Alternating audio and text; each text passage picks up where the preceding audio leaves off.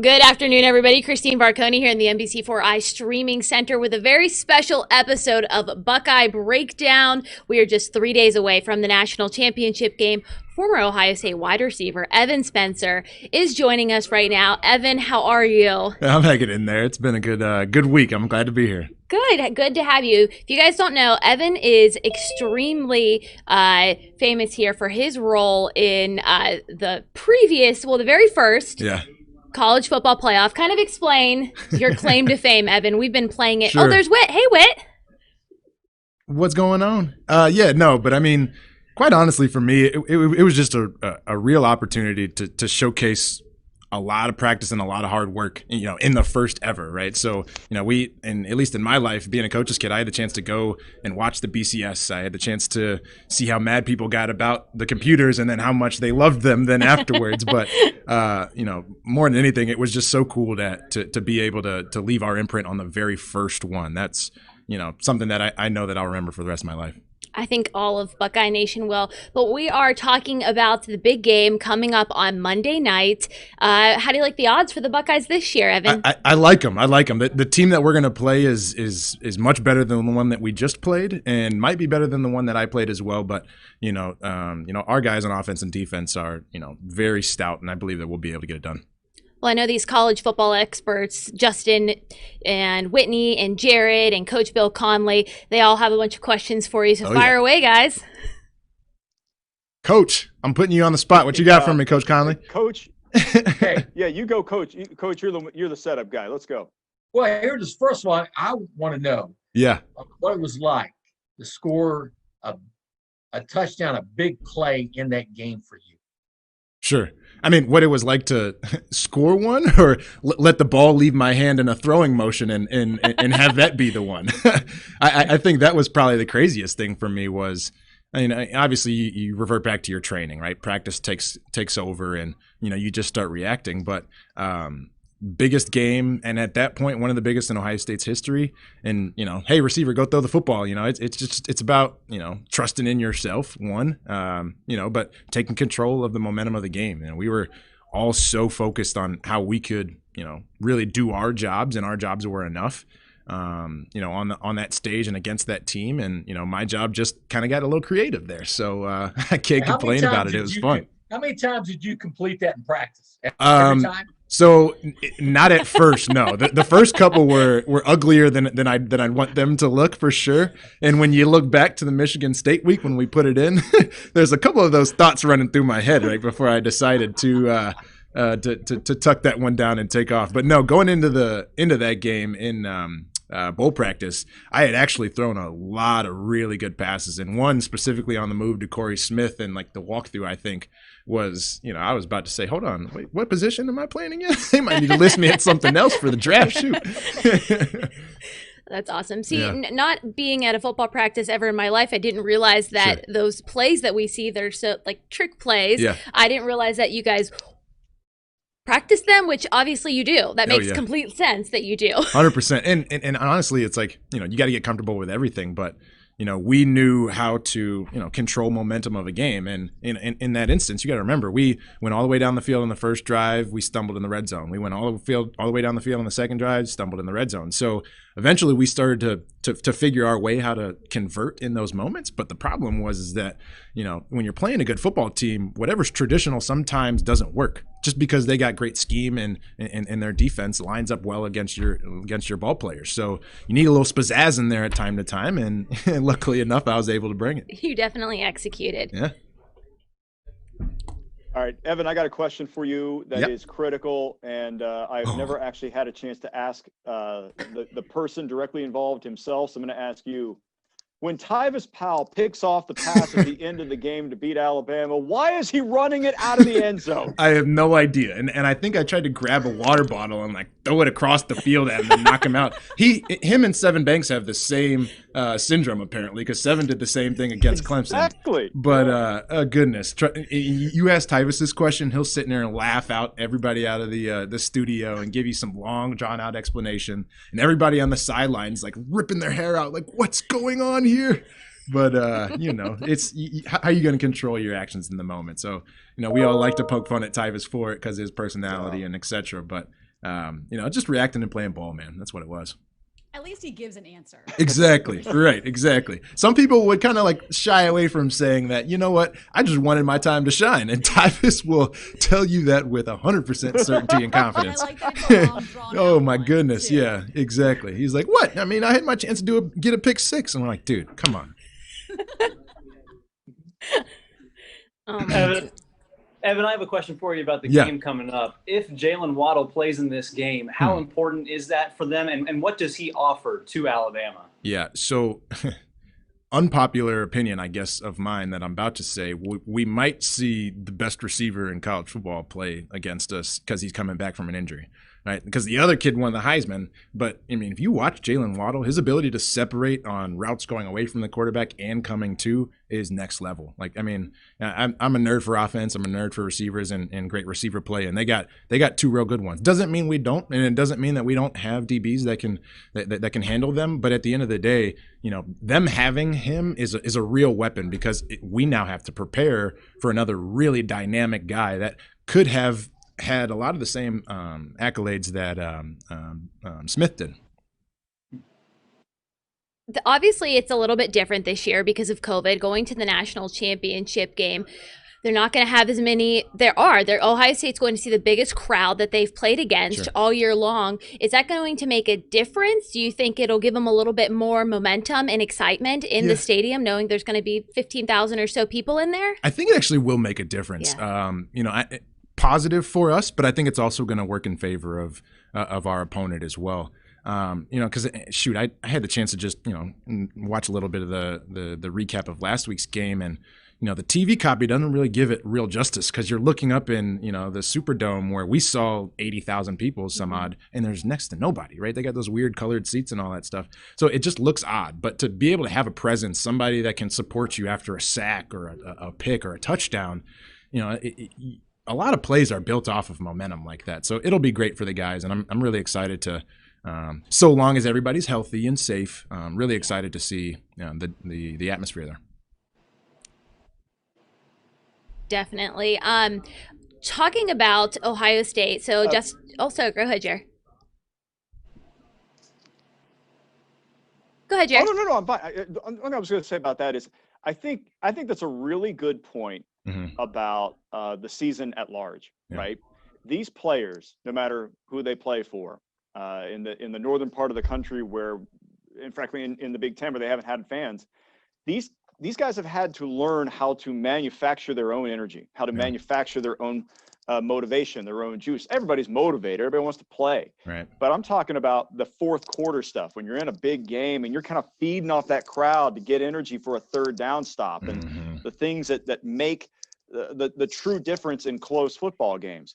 Crowds matter in those moments. That's a great point because they haven't had that. I mean, mom and dad up there clapping, that's 100%, great. Yeah. But you know what I mean? Like it's just like, and it's so easy to had a real football experience. You're 100%. Right. And it's so easy to not feel that while watching the telecast because, they do a fantastic job of not showing the people that aren't in the stands. And obviously then you can feed off the energy and get into the game. But for the guys in it, right? I mean, Coach Mick is famous for pointing out fake juice, and not many guys, if any of ours, have fake juice. But at the end of the day, if it's 3rd and 1 and we're playing a team like Alabama, or 4th and 1 and playing a team like Alabama in the red zone, and we come out and boom, we get a stop, and that's a turnover on downs. Like, for us as an offense who's about to take the field, like to hear the Buckeye cheers and crowd, like it gives us a little bit added incentive to come out, right? Because at the end of the day, we're on the 1 yard line coming out, and realistically, it's not the best spot for the offense. But in instances like that, you start to realize how important the folks around you really are. You got to explain what fake juice is. I don't know what that is. Well, okay, so when you're in these deals, you got to bring your own energy, like we're talking about. And Coach Mick used to always say, like, you got to bring the juice, and everybody's like trying to bring it all or whatever. But he also would be the one that if there's a scholarship or non-scholarship guy, it doesn't matter, right? But not with the right mindset, not with the right mentality. He's like, he's got fake juice. Go get him, Evan. Right. So there's a little bit of that in there. Okay. Yeah. Got it. Evan, I have a question for you.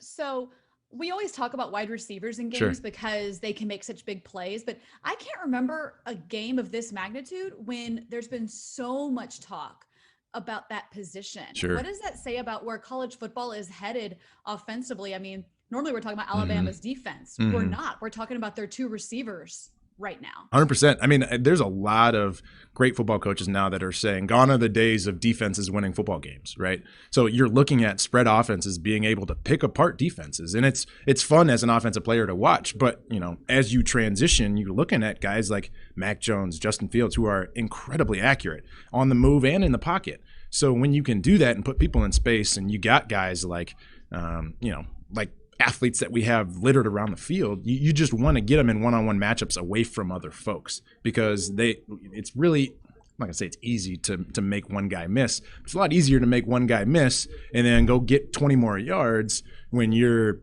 30 yards away from where the ball snapped, and you're running a curl or you're running a comeback and you make one miss and you look up, oh shoot, next person's over here to my left, and if I can make one more miss, maybe I score. So I think that just with the change of the style of offenses and the importance of offense in like just game strategy, that's why we're really starting to talk about receivers, running backs out of the backfield way more. And along those lines, I'm sorry, Coach, go ahead.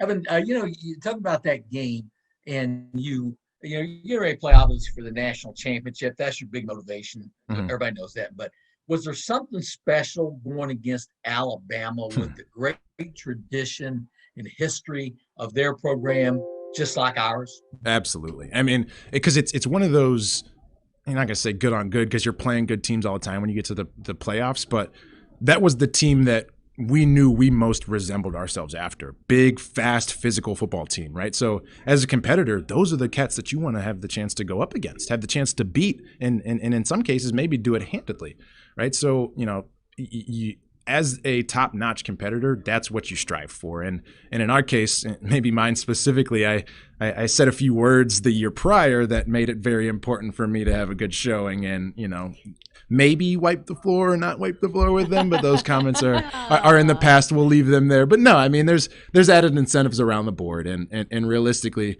with the history of the programs and how physical natured both of our teams were and still are, you just really look forward to those type of moments. Hey, let me hop in here for a second. Justin today has a story that's going to be on our air in the 5:30 show about Jonathan Cooper and him playing the role of a veteran guy who's been around a long time, Ohio State, finally getting a chance to play for a national championship. And Evan, that was kind of your role too. Yeah. As a guy, at the winning a national title at the perfect time to win it. You know what I mean? To go out to be at the top of the field is a pretty special opportunity. So I want to talk to both of you about that. So Justin, when you talked to Jonathan Cooper's family, what sense did you get about the sacrifices that he's made to get here? And I bet Evan could probably relate to that too, about the unique situation that a player who knows they're getting ready to play their last football game goes through when they're getting ready to play the title game. So I didn't get a chance to talk to his family, but I talked to his high school coach, that's Bruce Ward, and I talked to John Hughes. If you remember, he was drafted by the Browns in 2012 in the third round, and he's now a coach over there at Gahanna Lincoln.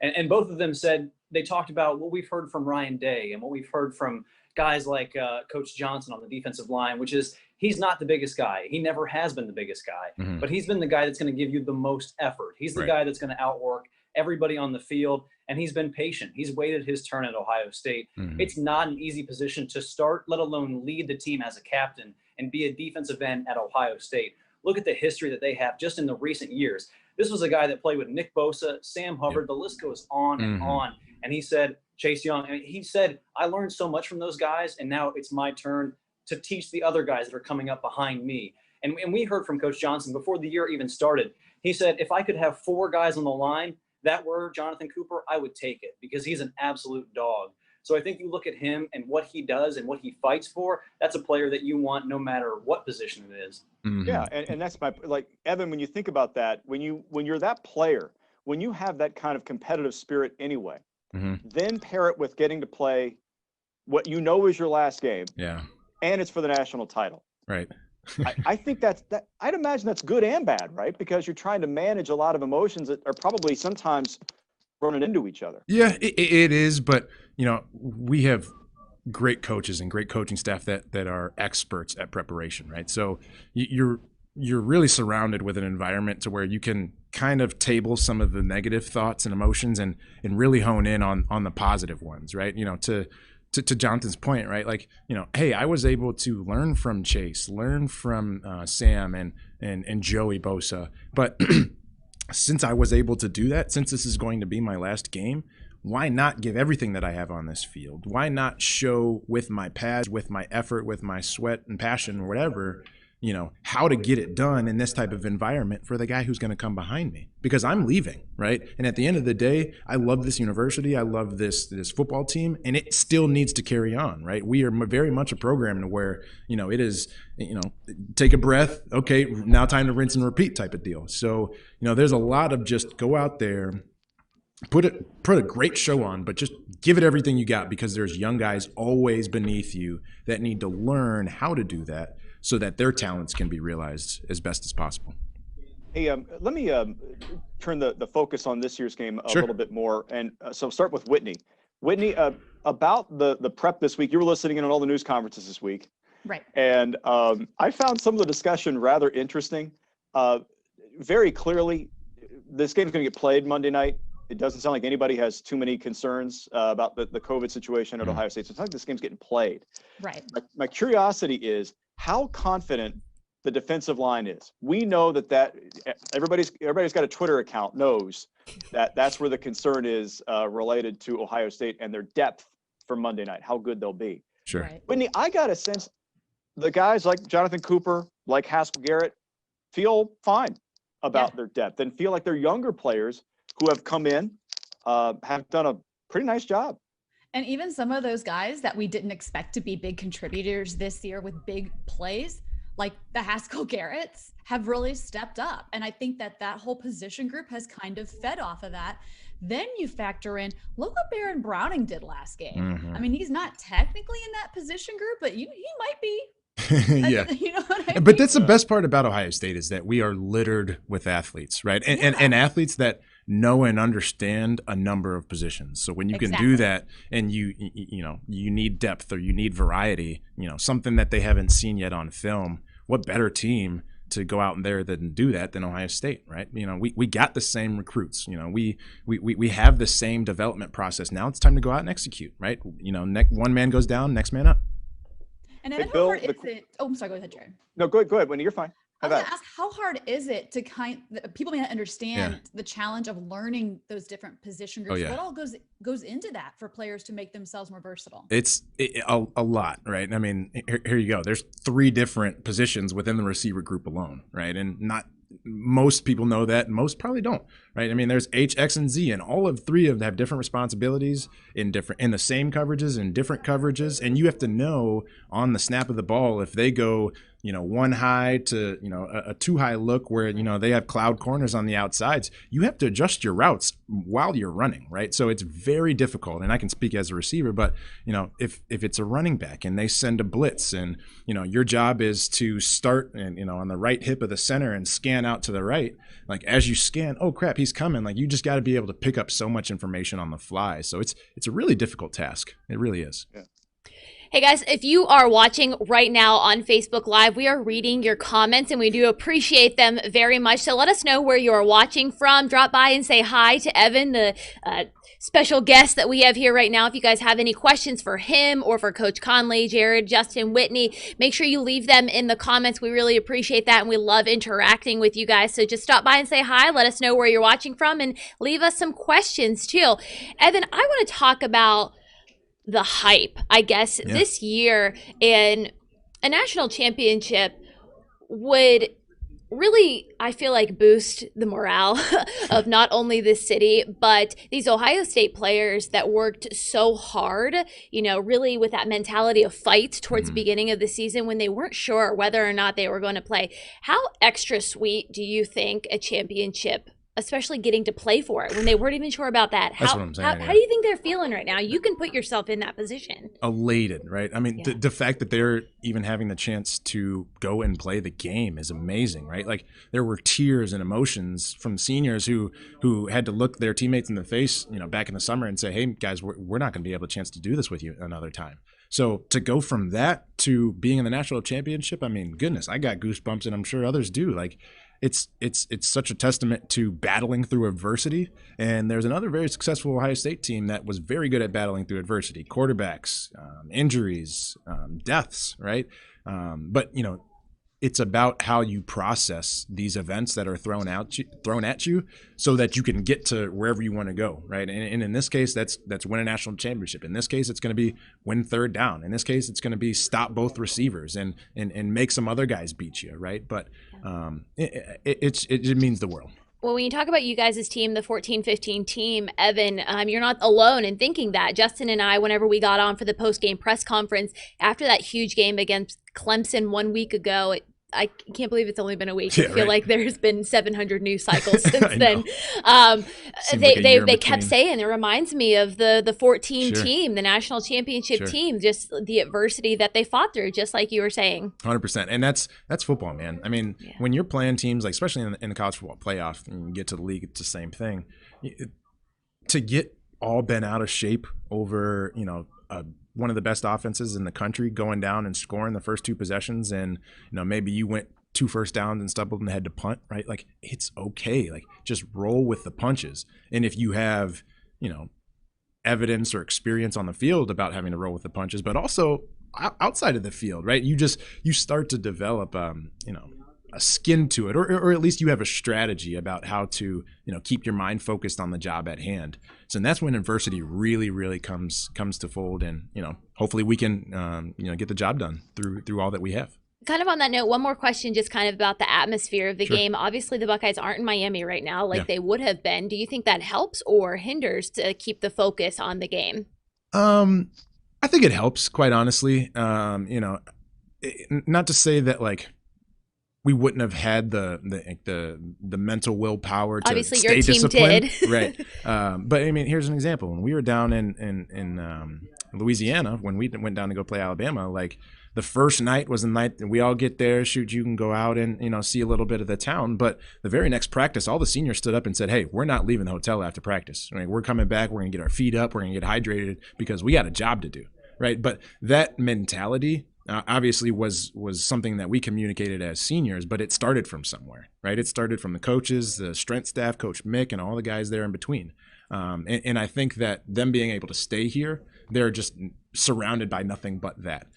If they'd have been down there, it would have been, how can we replicate that scenario? But since that's the case, we're really good at operating in a bubble, I think, and hopefully we can get the dub off of it. Hey, Bill, we're 25 minutes into this thing. We have not talked about Justin Fields one time. Wow. That's probably a failure. He's pretty good. So we heard from him yesterday. He's very confident he will play Monday. And frankly, he looked and sounded good. Sure. He didn't grunt when he sat down. That's a start. You know what? And Whitney, I think you were the first person to notice that. And then I watched on Twitter as other people said, "Hey, didn't even grunt when he got down to the field." And I was like, "Huh." Okay. Whitney's always the sharpest on Twitter. Sure. Right. What are you talking about? I grunt every time I get up and down. Trust me. I do too. Hey, like, getting into this chair, I got a knee and ankle that weren't happy. Very clearly a old young athlete joints. 100%. When you've broken all your bones, like most of us have, it doesn't matter anymore. But Bill, obviously, he's going to play. Mm-hmm. And so I think that's a curiosity. Sure. I'm wondering how this affects Alabama from a defensive strategy standpoint, because it's almost like they have to make 2 game plans. Yeah, they do. Whether Justin can run or if he can't. Yeah. You know what I mean? Like, they definitely do. That's such a big difference in the way they would play. There's no doubt about it. And how they prepare, right? I mean, like, there's so much about just calling a football game before you get to the bigger games in the year, just so you have diversity out there. So they just got to plan for more things. Right. I mean, if you always did your bread and butter, well, crap, we get to the game, we're going to have some real good strategies against or about how to play against it. Right. So the fact that Justin and his health, right, and so we've been told, and so we can see to date, both of what makes him great, his legs and his arm are going to be there, and, at least so we know at the moment, right? So as Alabama, those linebackers are going to have to figure out, hey, we're probably going to have to keep a couple guys, tagged on him and not getting back into coverage, right? And then we're going to have to think about how we can fill that hole someplace else, right? So if you got those thoughts in the back of your head and then we go jet tempo all the way down the field, sometimes those thoughts leave you when you're tired. So, that's where that, additional preparation can start to build a little bit of an advantage. Hey, Bill, let me ask you the same question. Yeah, fire away. Yeah, this is a game where you'd like to go into most games, say, well, eliminate the big play. Mm-hmm. Well, you can't say that with either one of these teams. No. It's to limit the number of big plays you want the other team to have. Big time. And the difference that Justin Fields makes with his arm and with his legs, right. He's a guy that can make a big play, not just keep a drive alive, not just get a first down, mm-hmm. but take it to the house or right. throw it to the house, yep. whichever way we're talking about. So, the thing that they're going to have to do is they're going to have to have somebody responsible for him if he's healthy and the ability to run, to make sure he doesn't break contain or turn one of those situations into a big play. And we want him to make those big plays. There's no doubt about it, because without them spying the quarterback, that's an extra defender that can be rushing, that can be in coverage, and then it's just another body you got to deal with. Knowing that he can go out and do anything, right? Effectively, now we're playing against 10. Right, and you just start thinking about how that could be beneficial for an offense, at scale. What do you think about that rhythm that Trey Sermon is in right now? Man, I know another running back that looked just like that around this time. But no, I mean, it's like awesome. That. It really is. But, in this type of game, we need that. And we needed his development when we got it, quite frankly, right? Because at the end of the day, we're going to have to hold the football. We're going to have to control the clock. But, we can't do it 2 yards, Justin runs for the first down. Oh, okay, great, good guys, right? Like, we're going to have to pop some big runs because that's going to bring safeties into the box. That's going to allow our receivers to start making more plays. And then obviously then they start playing with, all right, who's in the box and who's out of the box. And then more big runs happen, more big plays happen. So it's all connected, right? This is far from checkers. This is chess. And, you just got to approach the strategy of the game in that way. We got about a few minutes left, guys. What are some final questions that we want to get in for Evan? Hey, I've got one for everybody. Here we go. Here's an update on Ohio State. By the way, the game is being played Monday.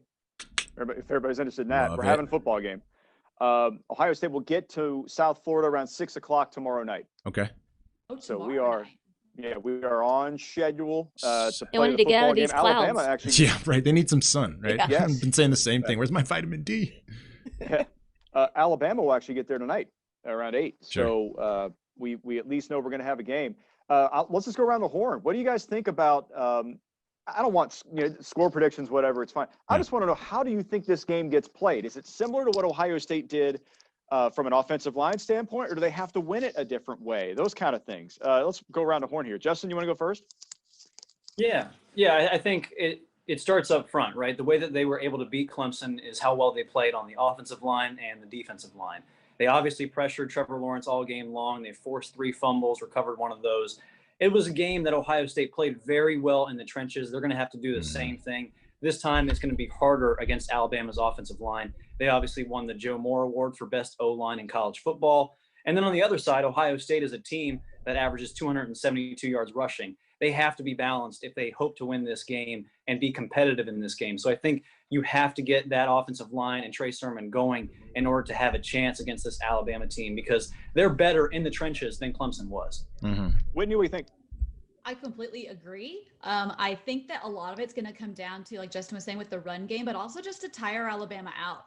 How many full games have they really had to play this year? Good point. Have they had those fourth quarter moments where they've had to come through?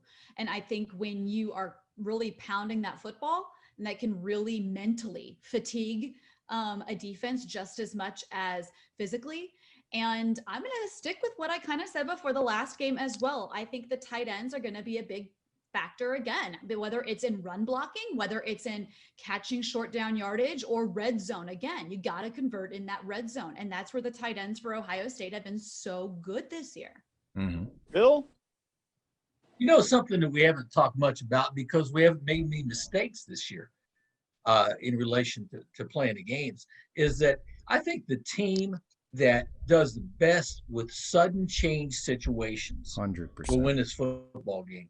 What I mean by that, say you fumble the ball or intercept the ball, or you get a fumble or you get an interception. What do you do with it when you get it? We've only given up 7 points all year in sudden change situations. And I think the team that handles that, because when it's going to be a heavyweight boxing match. These teams are both good. They both make big plays. I think we're a little better offensively up front against their front seven.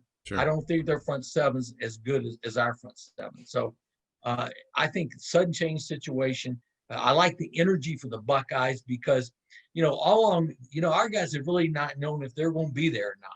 They're going to be there now. They know for sure. Alabama expected to be there. A little more energy for the team that now is really see an opportunity they didn't think they were going to have just a month. Evan, all right, you're up, superstar. Let's do it. What do you think? Okay. Honestly, where this game is going to be made, it's one where you go matchup, right? There's so many, right, where you look at receiver to DB. Okay, well, that's equal. Running back to linebacker. Okay, well, that might be equal. Where I look at Alabama and where I see some potential things that we can start to pick at and start to move the ball at is motioning the back out of the backfield and getting him involved in the passing game, right? Get these linebackers in space and make them cover our really good athletes, right? And at the end of the day, what's this doing? It's pulling guys out of the box. It's pulling guys who need to kind of be more in a short area type of environment and want to come downhill out of their comfort zone. And we have to be able to take advantage of that. So I'd say getting the back out of the backfield and making big plays that way. Georgia did it. Texas A&M did it. And we have to figure out a way to replicate. Last is their tight ends. Whitney, I'm going right off of you, right? But both in the passing and in the run game. Like these the front seven, while they may not have the biggest names in the world, they always finish on the ball, right? So if we're running away, tight ends, your job is to not let somebody scrape across your face and go make a play on a running back. You want to talk about a game where that's ever more important? It's this one, right? So tight ends have a big day. Running backs out of the backfield will have a big day too. Yeah. Hey, one last thing before we go. Whitney, where's Henry? He was up here. Yeah. Henry's Whitney's really cute corgi. Oh, no way. We have my girlfriend has a corgi. I had to look at it, little girl.